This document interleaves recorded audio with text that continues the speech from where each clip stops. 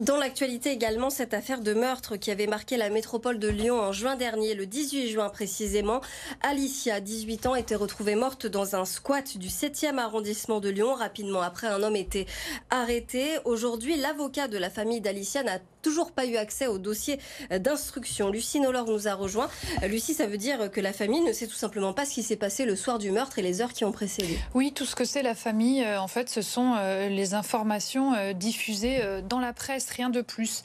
L'homme identifié comme le dernier à avoir vu Alicia le soir de sa disparition, qui vivait dans le squat où son corps a été découvert, a depuis été mis en examen pour meurtre précédé ou suivi d'un viol et placé en détention provisoire.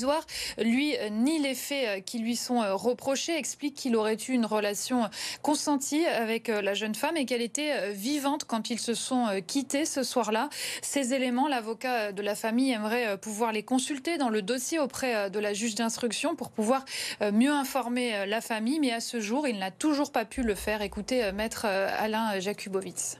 Apparemment, si on en croit la presse, cette jeune fille a été violée et étranglée, d'après ce que l'on sait de la presse. Donc c'est ce qu'imagine la famille, et elle imagine même le pire, puisqu'elle n'a pas connaissance des choses.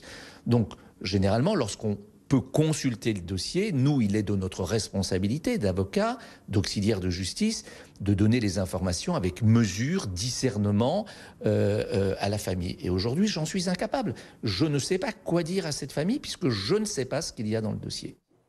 Au-delà du flou dans lequel se trouve la famille, ne pas avoir accès au dossier, c'est aussi ne pas savoir ce que fait la partie adverse, ce que déclare le mis en examen dans ses auditions, s'il fait une demande de mise en liberté, par exemple, ce que l'avocat juge moralement inacceptable.